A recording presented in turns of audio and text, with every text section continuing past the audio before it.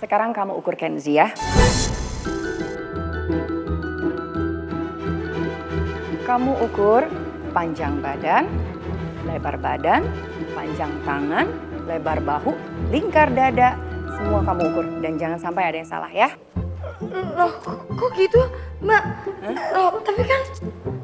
Zara, ayo cepetan ukur.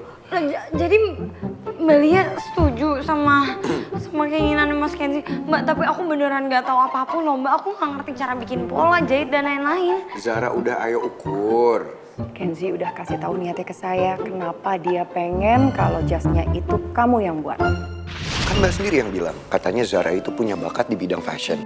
Ya justru saya tuh mau ngebantu dia supaya dia tuh bisa mengeluarkan semua kemampuan dia di bidang ini. Tunggu, saya nggak habis pikir, jadi itu niat kamu?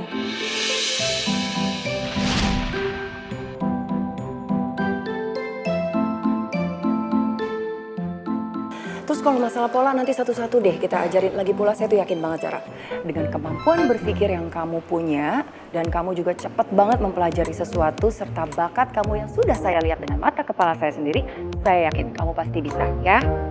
Ayo ukur. Zara, ayo ukur. Ayo Zara.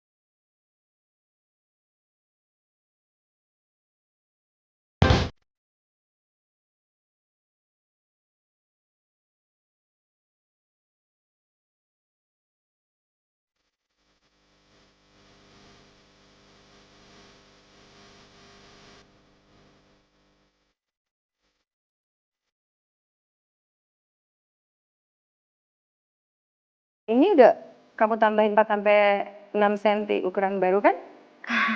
Tadi emang salah ternyata ukurannya. Yang ini udah ditambahin, Mbak, 4 cm. Mbak, kalau gitu bentar. Udah agak sesak ya di sini ya. Aduh, aku mau keluar dulu, Mbak. Sesak. Padahal kan AC-nya udah nyala, ruangannya juga. Dingin.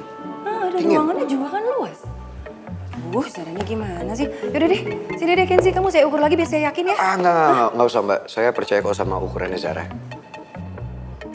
Ya udah, kalau kamu udah yakin. Mbak, sebentar ya, saya mau ngecek keadaan di Zara dulu soalnya aneh. Ya udah. Duh, kenapa pipiku rasanya panas ya? Zara, tangan kamu tuh kan pendek. Kalau kamu dari jarak sejauh ini, nggak akan bener ukurannya. Kamu agak deketan dong. Sini, kamu tuh deketan.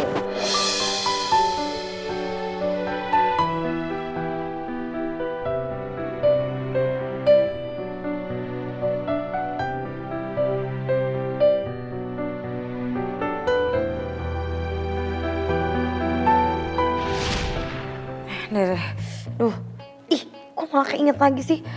Oh, malu banget. Ayo, hilang deh kepala, hilang. Jangan inget-inget lagi, Zara.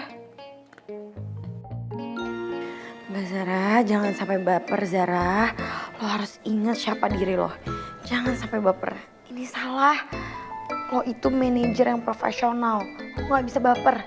Ya, iya. Zara, Iya, Mas. kamu kenapa?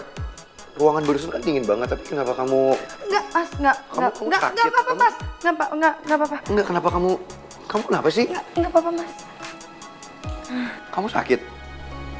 Enggak, aku baik-baik aja. Aku kayaknya harus itu deh, lanjutin lagi proses pembuatan jas. Aku bentar ya mas. Enggak Zara. Ini masih jam kerja kamu harus ikut sama saya. Tapi itu jasnya mas. Saya udah ngomong sama Mbak Lia bilang habis kamu selesai kerja, kamu bisa balik lagi untuk nyelesain jasnya. Jadi sekarang kamu ikut saya dulu. Tapi mas. Zara, jangan ngebantah. Kamu manajer saya kan?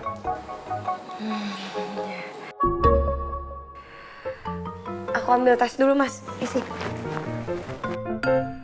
Apa segitunya ya Zara nggak mau dekat sama saya? Sampai tadi mau dipegang dahinya aja dia malah mundur menghindar. Masa situasi seromantis tadi sama sekali nggak bisa membuat Zara baper? Zara yang hatinya batu atau saya yang kemampuannya kurang?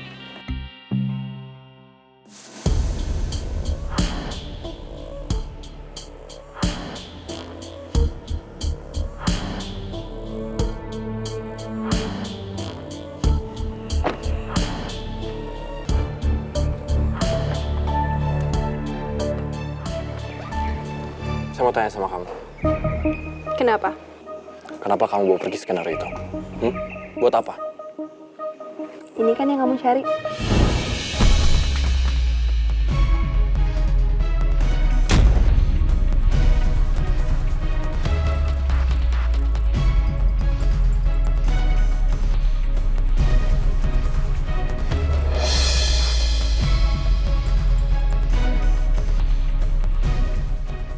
Kenapa kamu tahu apa yang saya cari? Davin, rumah ini tuh milik suami aku. Jadi aku tahu apa yang terjadi di rumah ini. Kamu lupa ya? Kalau tembok di rumah ini juga bisa bicara. Tapi kamu tenang aja. Aku udah simpen skenario itu aman banget. Kamu mau apa dari saya? Kamu mau apa? Harusnya kamu tahu dong apa yang aku mau. Masa kamu lupa? Kamu ingin diterima di rumah ini? Tepat sekali. Olivia, itu masalah kamu, bukan masalah saya. Tolong jangan libatkan saya sama masalah kamu. Justru kamu adalah kunci yang aku punya untuk buka rumah ini yang bisa terima aku di sini. Davin, aku tahu kamu pengen banget kan skenario itu. Aku akan kasih kamu skenario itu, asalkan kamu bisa meyakinkan Kenzi kalau kamu adalah orang yang bersalah di atas foto aku dan Subandi.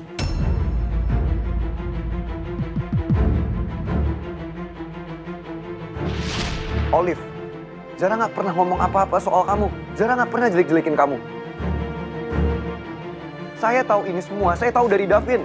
Davin yang punya buktinya.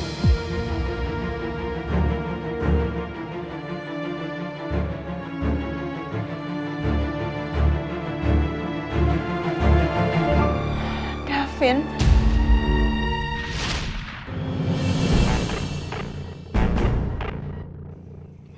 Terserah kamu.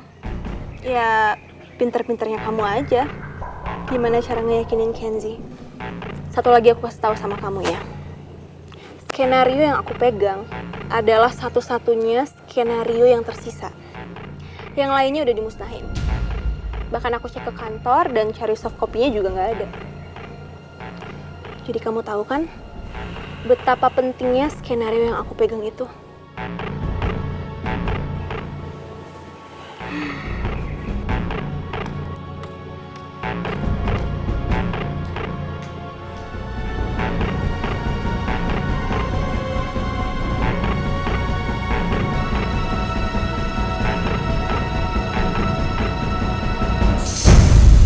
Kan gue bilang lu tunggu di luar aja, nggak usah ikut masuk. Lu bohong terus sih. Ada mana? Tante, itu suara kakek. Iya ya?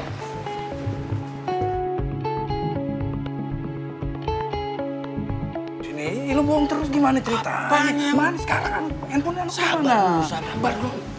Sabar dari tadi udah sabar. Kakek, Nay,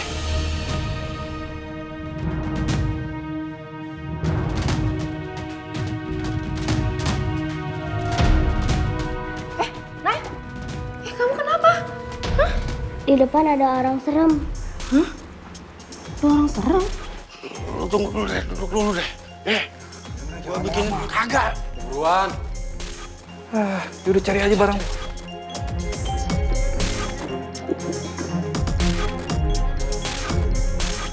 Bawa Naila ke kamar dulu. Nay, kita lanjutin makan di kamar aja yuk. Soalnya kakek mau ngobrol dulu sama tamunya ya. Yuk. Sini, tante bantuin ya sayang. Sini, yuk ikut tante yuk. Sini.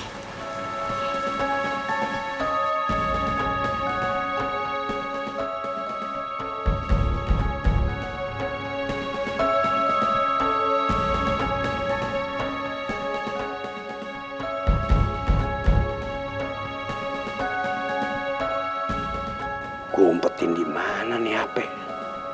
Kalau ketahuan pasti diambil ini. Waduh, kayaknya barang yang paling berharga cuma HP ini doang nih di rumah ini.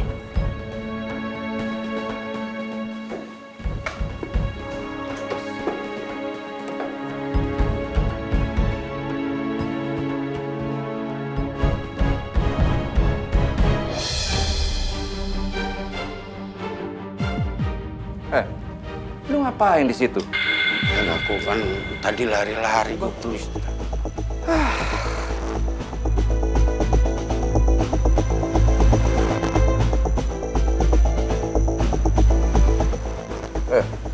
Cari tempat lain.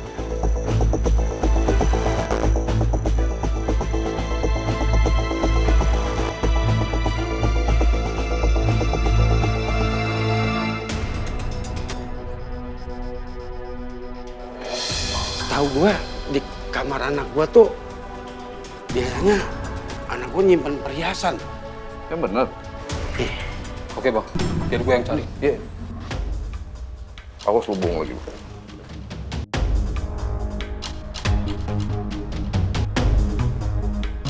Sampai kiamat juga kagak bakalan nemuin apa-apa loh. Gue udah sering banget cek itu kamar. Tahu banget lah gue isinya.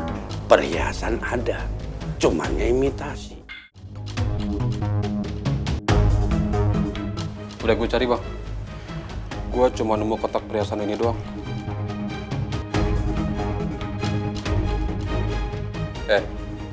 Ini gue balikin. Kalau lu udah bayar utang, ingat nanti malam.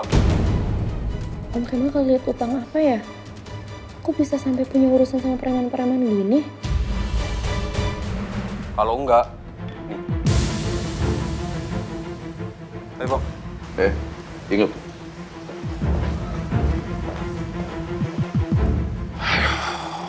Bagaimana gue cari duit? Bakal bayar utang. Gede lagi, 3 juta.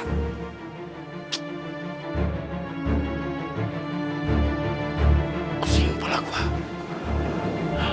Om? Itu tadi mereka siapa Om? Kok mereka geledak-geledak? Nggak usah tanya-tanya. Bikin tambah pusing aja pakai nanya-nanya.